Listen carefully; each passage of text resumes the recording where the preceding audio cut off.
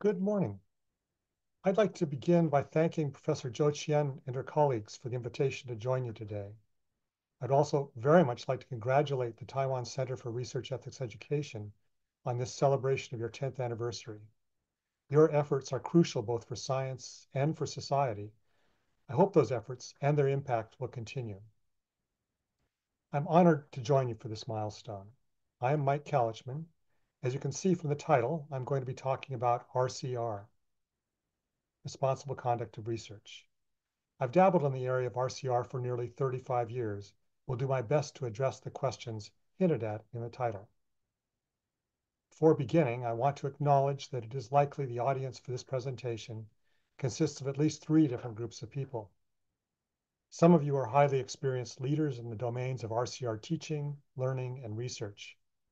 Others are new to the field, but your trajectory is to be future leaders in the RCR field.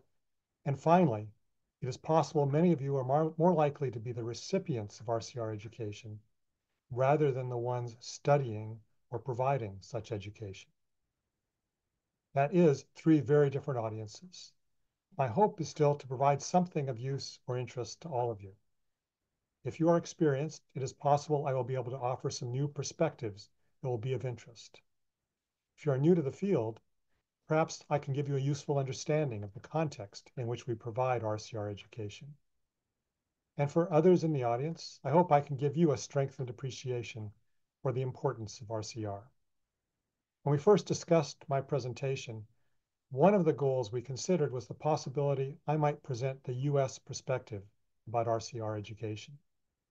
It's very reasonable in an international forum like this one to ask me to provide the US perspective. But there's a difficult problem with that goal. The problem can be illustrated by highlighting events over the past few years. We'll start here. I suspect you will recognize all of the people shown. As you likely know, the US is evenly divided between people with very different perceptions and approaches. The result has been that we have bounced back and forth in leadership every few years. These changes, of course, have consequences for those of us living in the US, but I'm well aware that our selection of leaders also has consequences for others in the world. That said, I hope you will see my point that I can't provide you with the US perspective. There is no one US perspective. However, when it comes to RCR education, I certainly can offer you a US perspective. To get started, let's begin with an overview of what I hope to cover. My plan is to start with some introductory material, including a very brief history of RCR in the US, some thoughts on the status of RCR education today, and some rhetorical questions to illustrate my perspective on how we're doing. After that, I've divided the talk into 6 sections. I'll begin by framing this topic through a close look at the context in which we provide RCR education. Second, I will spend some time on the question of our goals. Why teach RCR?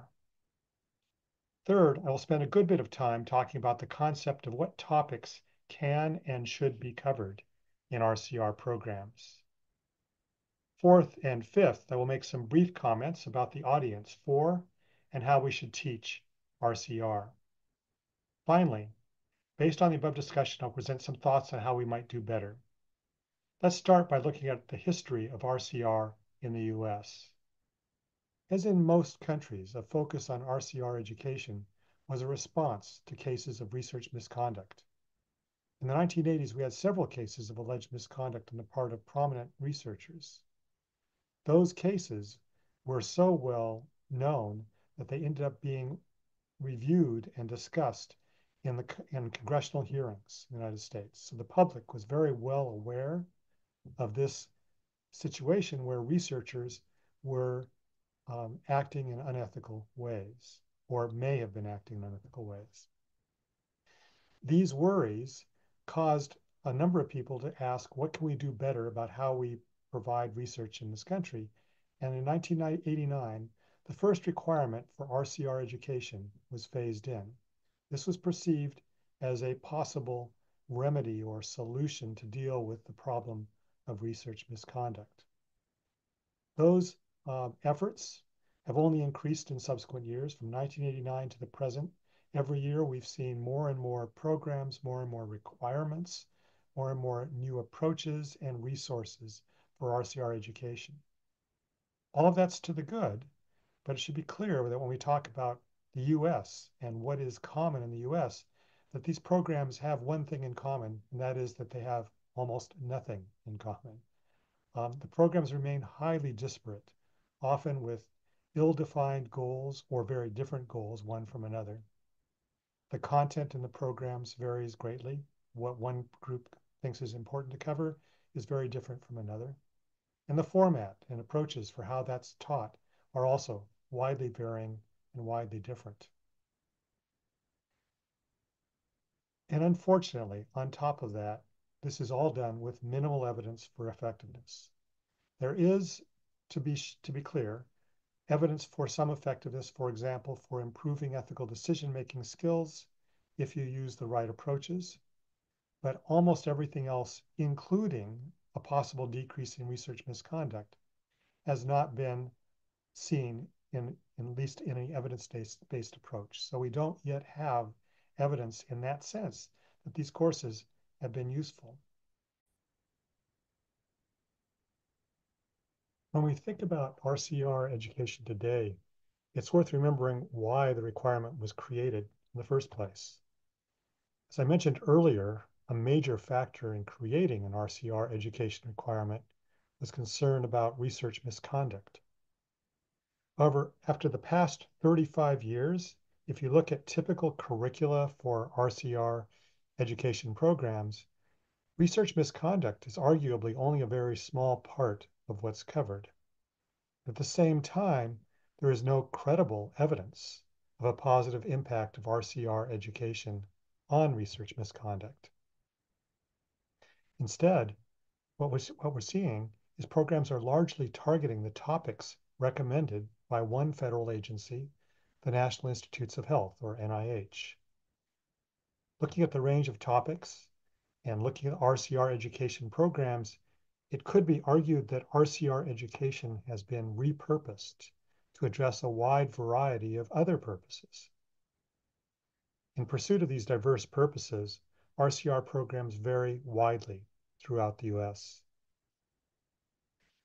With these circumstances, what I am recommending as my sort of overall premise is, first, it seems we would do well to stop putting our focus on research misconduct or on specific topics lists such as that of the NIH.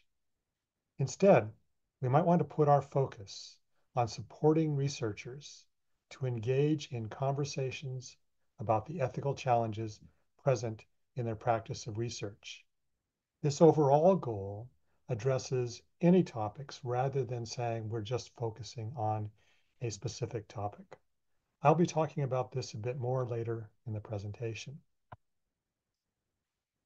I have several rhetorical questions to address the general question of how are we doing? Hopefully these will help at least clarify my perspective on how we're doing in the US.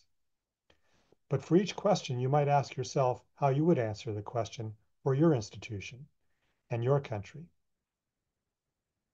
There are 6 questions here. We'll begin with, do institutions provide RCR education for all researchers? The answer is we rarely see that. Only a handful of institutions in the US say that everybody in research should be getting RCR education. Most keep their focus only on those people who are required to get the education because of federal funding requirements. Second, do institutions provide RCR education as required by funding agencies? The good news is that this does sometimes happen, but it's clear that there are many instances in which this is not happening. So it's not necessarily followed through by everyone. Third, does providing that education decrease the instance of research misconduct? The answer here is probably not. There is no evidence to date that RCR education programs have had any impact whatsoever on research misconduct. Fourth, does providing that RCR education improve ethical decision-making skills? The answer here is yes, it can, with the appropriate program and activities, we can improve ethical decision making. But that begs another question, which is, do improved ethical decision making skills decrease research misconduct? And I'm making the case the answer is probably not. Many of the people who have committed research misconduct participated in courses that improved ethical decision-making skills. Having ethical decision-making skills is something that arguably everybody in academia and graduate programs and researchers already have just by dint of their education and their experience, their life. Changing that by trying to improve on those ethical decision-making skills might mean somebody gets a skill, but that doesn't guarantee that either A, they will bother to apply that skill, or B, very importantly, that they'll recognize they need to use that skill. I'll come back to that problem a bit later. Finally, should we not be focusing then on RCR education or think about this differently? And I would say the answer to the question, should we not focus on RCR education, is no. I think that we still can use RCR education in useful ways, so we should be thinking about this differently.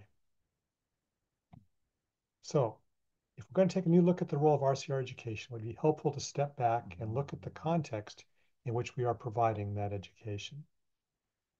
RCR education is not the only way we might address more responsible, trustworthy science. It is only one of many tools. And at the same time, we need to keep in mind that there are other factors that are likely to have more of an impact than what we teach in the classroom. With that in mind, my overall recommendation is that RCR education may have value over expectations about the impact of that education. Those expectations should be tempered given the existing culture and incentives. I'd like to take a few moments now to look at the larger picture of where RCR education fits in terms of the entire scientific enterprise. If you think about the ultimate goal, we're really trying to benefit society, do so by providing research in the public interest. At the same time, that's both a very modest goal and a very grand goal. It's tough. It's not easy to do that and do it well. So in order to do that well, we of course need relevant, rigorous, and reproducible research. And that will result in accountability and public trust.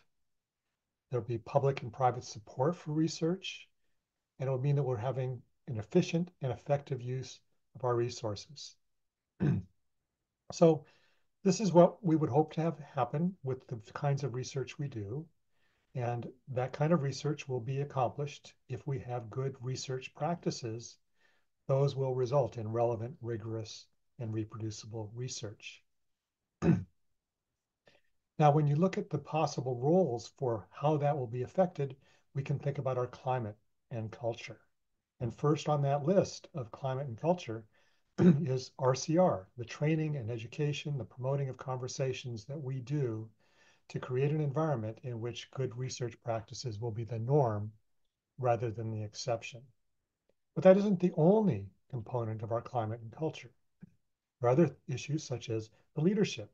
Do they value responsible conduct of research? Are they doing things to demonstrate to the members of their institution that it's important to them and therefore to everyone? Are there options available to people?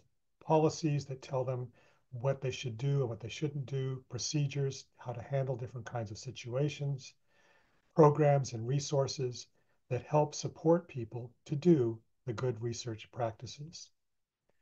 Fourth, are we in institutions that value diversity, that value the different members of the organization, different members of the research enterprise who are contributing to what will come out of that? Those people are key to good research practices. Research is not just for one group or one individual, it's for all of us collectively. So valuing that diversity is another important part of climate and culture. And finally, in case something does go wrong, is there support for people to ask questions, to blow the whistle if something is clearly wrong and needs further investigation. Those are all things that we would want to do to promote a climate and culture. We're focusing, though, on RCR education. These other things, these other components, are not necessarily in our domain, but they are important in factors in whether or not we would succeed in getting good research practices. So those are the factors that we, in some sense, have control over, but there are some more systemic factors that we don't have as much control over. And those include the reward systems that are in place for people in research. And unfortunately, I'm very sorry to say that those reward systems, I think internationally, remain defective. Defective in the sense that they aren't things that necessarily will promote good research practices. Researchers are rewarded for the number of publications. They're rewarded for publishing in high impact factor journals. They're rewarded for the number of grants they receive. They're rewarded for having a large research group. They're rewarded for being first, and they're rewarded for always being right. Not that there's anything per se wrong with any one of these things, but when they become the metrics for success, good research practices are not what's needed often to be able to accomplish these goals. So we may be fostering bad research practices because the reward system isn't ideal. The kinds of rewards we would like to see would be people would be rewarded for doing reproducible research. They would be rewarded for doing using reproducible research methods. They would be rewarded for good mentoring and rewarded for being transparent about what they do and how work is done. They'd be rewarded for being good collaborators and members of teams. These are good things, and in some places people aspire to do these things regardless of the reward system that it tends to be in place. But we're left with the fact that these are not the primary drivers, meaning that there is a risk that good research practices will suffer. If we took away those reward systems and just didn't even look at those because they are outside of our domain and outside of our control, what can we reasonably expect to do? Well, I would argue that if we had the right leadership, the right options in place, we valued diversity, we supported asking the right questions, we had the right rewards and systems, we wouldn't need RCR education.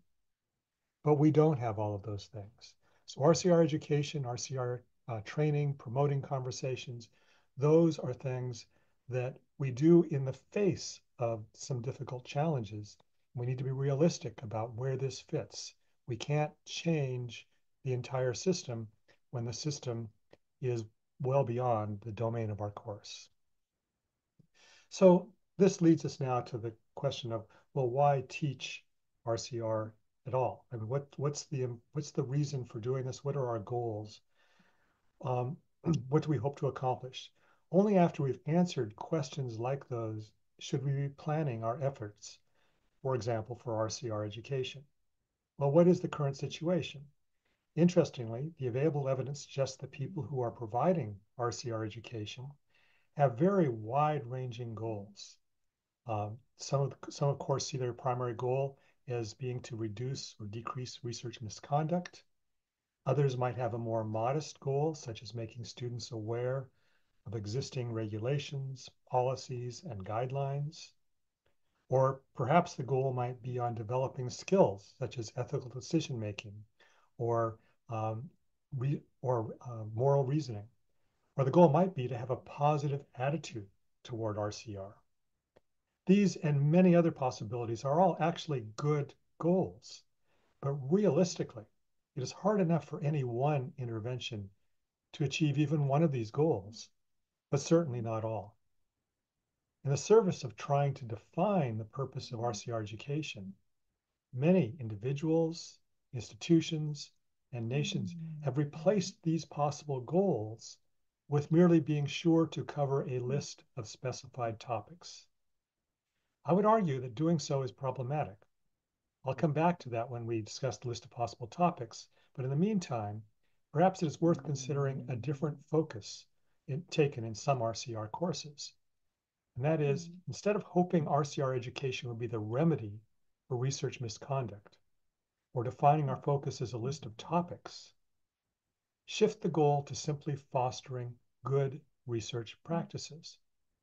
This approach has the benefit of first being positive rather than negative, but second, moving away from the idea that students are defective, e.g. they are not ethical or moral, to the goal of helping them to be more capable as researchers. Let's step back for a moment now and consider the challenges associated with trying to address research misconduct through RCR education. I think we can all agree there are many good reasons to worry about research misconduct. However, one question we should ask is whether RCR education can be a solution to this particular problem. Unfortunately, the answer so far has been that there is no evidence this is the case. And that is probably to be expected. It's quite plausible that many, if not most people committing research misconduct do so without thinking of themselves as a bad person doing something wrong. There are at least 3 very compelling reasons that might favor misconduct in such a way that people don't even recognize that's what they're doing. First is the incentives. As I discussed before, we have a system that is almost driving people towards saying the most important thing is where you publish, how often you publish, getting more grants. And if those are the endpoints, then we will be focused on trying to get those goals accomplished when in fact other goals that might be equally important or even more important are left to the side. So those incentives can push us in the wrong direction. Second is the risk of blind spots. When you're looking at an incentive that says, this is what you're going to need to do in order to advance, to be promoted, to make more money, it's easy to not look at issues that are important on the side. We have blind spots. Our eyes get shut to something else because we're so focused on the incentive, we don't see that what we're doing is potentially unethical and wrong and maybe even illegal. Third, there is the great human capacity for rationalizations. Very easily, all of us will look for reasons when we've done something wrong to put it in a light that suggests that it was not wrong, that it was okay, that it was appropriate. Yes, I was caught going over the speed limit on the highway, but everybody else was going over the speed limit, so that makes it okay. Or I was in a hurry to get to an appointment, that makes it okay. Those are rationalizations, and we human beings are very good at rationalizations. So if we look at these 3 factors here, can RCR education be a solution to these problems? Well, the first one, clearly not. The incentive system should be addressed, but this is outside of the domain of the RCR education per se. However, the second and third might be addressed simply by arming people with the tools to be able to and expect to talk openly and often with one another about the potential for ethical missteps. If our decision-making is transparent and not hidden, it is much more difficult to suffer from a blind spot or to find rationalizations for our actions. So what topics should be covered if we're going to be doing these things? In the US, there's been a strong reliance on the NIH required topics. They aren't required for everyone, NIH trainees, but a basis for most programs. To some extent, these topics have informed conversations internationally about what should be covered. However, there are 4 reasons to question having a list of topics, and I want to be very clear about these 4 issues that arise. First of all, the topics are not single entities that we should be looking at. They, in fact, often overlap. What's the relationship between authorship and publication and mentoring? Each of these things leaks into the other areas. So it isn't as if these are really distinct. That isn't a terrible problem in itself, but it's important to remember that they aren't somehow black and white different topics that we're talking about. Second, we may be missing important topics. Depending on the kind of research you do, depending on your research, your specific experience, there are some things that might be very important for you to be learning about, but they aren't on that list of topics. So we are losing potentially some really important issues that should be addressed. Third, not everything that's listed on those topics is going to be relevant to everybody who might be in an RCR course or program. I would particularly highlight the use of animal subjects and the use of human subjects. Depending on the kind of research you're doing, this may not be relevant to you at all.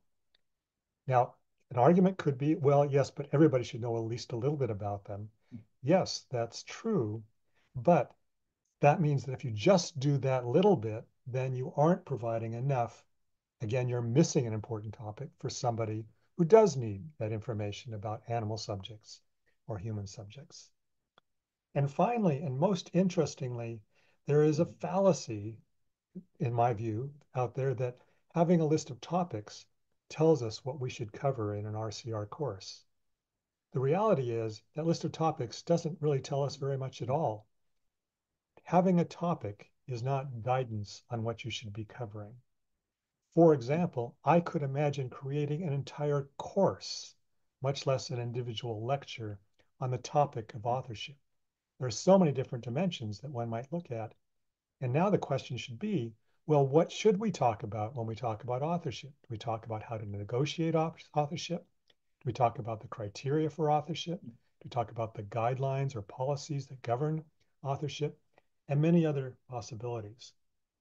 So in short, the use of a list of topics is fraught with difficult problems that we're saddled with if we continue looking at it in that way. So what I recommend, that I think this is a useful recommendation to consider, is that we focus less on a specific set of topics and instead use any selected topics as examples to prepare researchers to identify and address diverse challenges. In short, you're preparing individuals so they can work on any kind of problem rather than saying, we're going to prepare you to work on these specific problems. Now, let's next take a closer look at what is and what might be on that extended list of topics. So if we go to NIH, as I said, they have a list of topics, and in the United States and to some extent other places in the world are often looking at that list for guidance on what should be covered. This list includes 11 different items. The first one, currently, they've recently changed, is conflicts of interest and commitment. Second, they've lumped together human and animal subjects as well as safe laboratory practices. Mentoring, a safe, inclusive research environment that's there and open to everyone in the environment. Collaborative research, how we work with one another. Peer review, how do we review the work of others in various settings? Data acquisition and analysis, the important aspects of data management. Secure and ethical data management, sharing, and ownership. Research misconduct, and keeping in mind that research misconduct arguably was the reason for this requirement in the first place, it's interesting to see it now moved down deep in the list. So research misconduct and policies for handling misconduct. Responsible authorship and publication. And finally, scientists as responsible members of society, contemporary ethical issues in biomedical research, and impacts of scientific research. There's another U.S. federal agency that has been very influential on the subject of RCR education, and that's the National Science Foundation. So National Science Foundation, until recently, has been silent about specific topics, formats, or approaches to RCR education. Guidance from the NSF now specifies a few areas that presumably might be addressed through RCR education. These include peer review, conducting peer review with the highest ethical standards, diligently protecting proprietary information and intellectual property from inappropriate disclosure, and treating students and colleagues fairly and with respect. So these are all, I should note, these aren't actually, we're not actually being told that you need to cover these, but instead we're told that we should aspire that these will be the outcomes for researchers. In one case, we are explicitly told that training not just should, but must include mentor training and mentorship. So how does all of this fit together now if we look at the entire picture of topics? So what are the possibilities here? Well, there's the NIH topics, the 11 topics that I just told you about a moment ago. Some of those topics are the NSF topics: mentoring, safe, inclusive research environments, peer review, secure and ethical data management. To some extent, that's sort of referenced by the NSF topics. But again, these are not the only topics one might cover. In recent years, either because we taught about this or because students brought these issues up, a number of different topics come to mind, and this is just probably the tip of the iceberg of possibilities. Here are 12 topics ranging from duplicate publication or plagiarism to credit and in all its domains and open access. Or we could go on: page charges, ghostwriting, or towards the end of this list, communications with the public, with the media, with legislators, or how about communicating with regulators, censorship. Towards the end, I've got any major scientific discovery can be a great way to talk about what it means to be a scientist and how you deal with the challenges you face, and probably many more topics. So I want to conclude this discussion by noting again that all of these items might be worth addressing, but clearly it is not possible to address all. Instead, we might advocate for choosing some topics to illustrate good practices of open discussion and engagement with our colleagues, mentors, and trainees. Now that we've spent some time thinking about the various topics that might be covered through RCR education, let's turn to the question of who should be the audience for that education. In the US, there is no one answer to the question of who is required to receive education in the RCR. The answer to this question varies widely between institutions and even within institutions, some requiring more and others less. In terms of required audiences, the two primary agencies with requirements are the NIH and NSF. These differ in many respects, including who is required to receive RCR education. Before I look at those, I just want to note that this is relevant to all researchers. And if we really take this seriously, then we should be requiring RCR education for all members of the research community.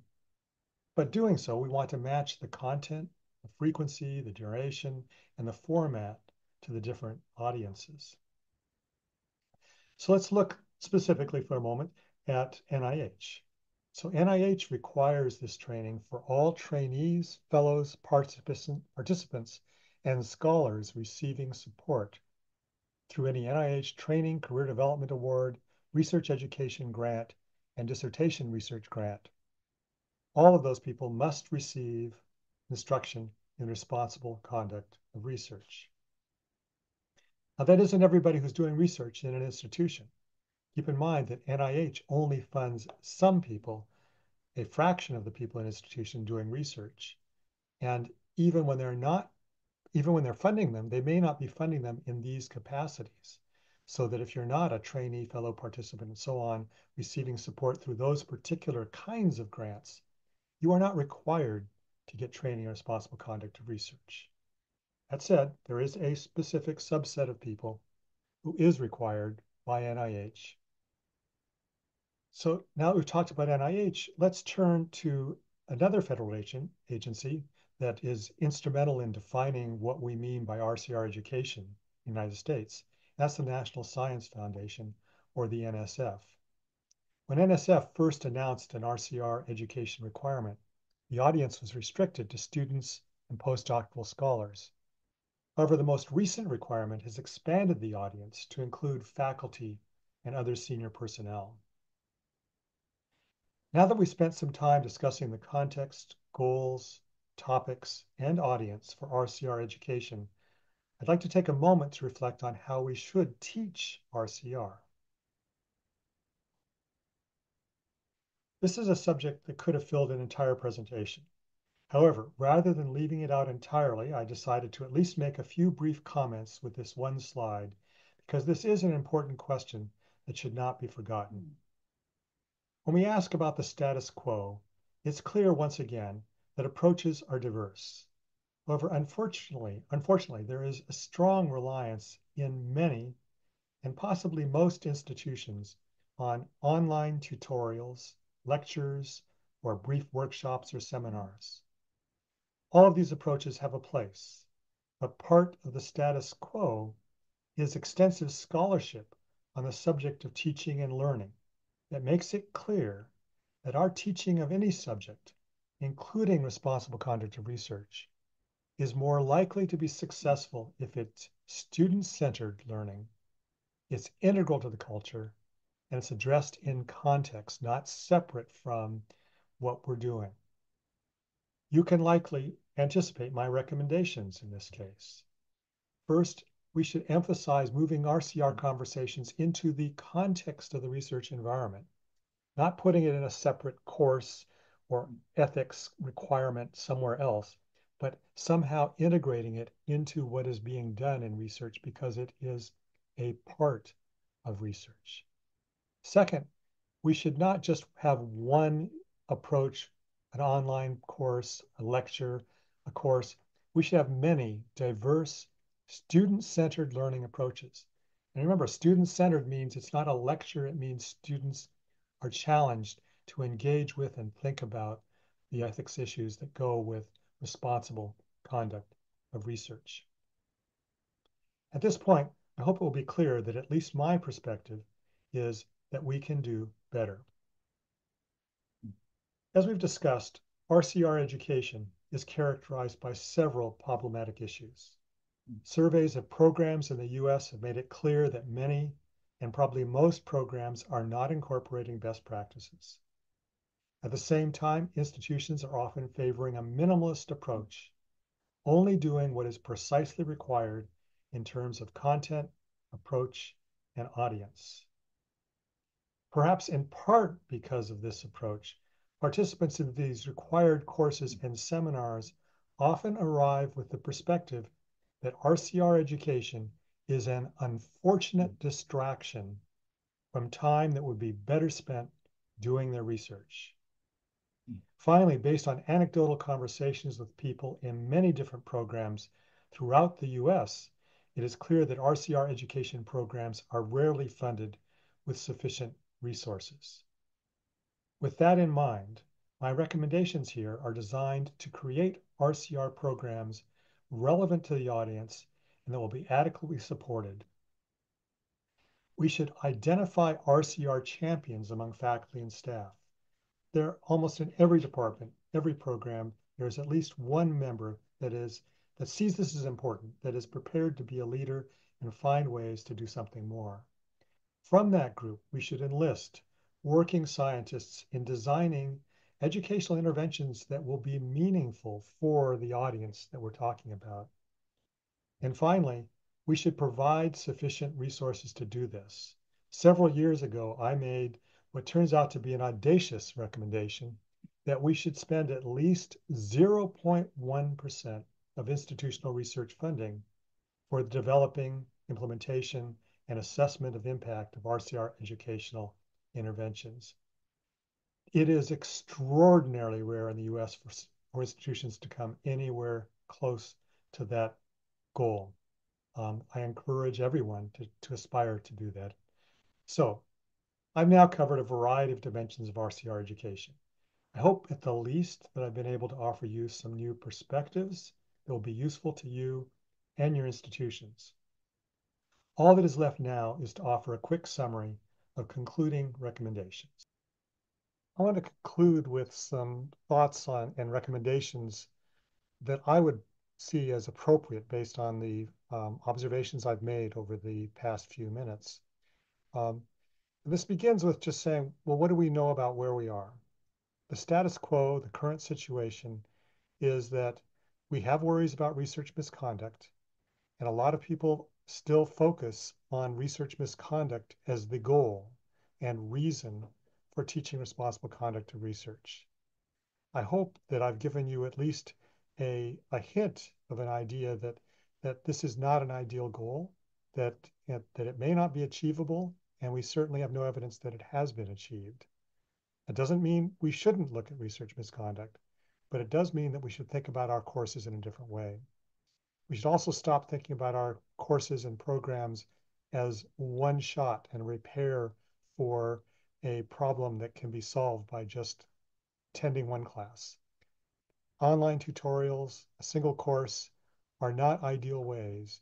We know from teaching and learning scholarship, these are not ideal ways to try and change people's understandings, approaches, abilities, skills.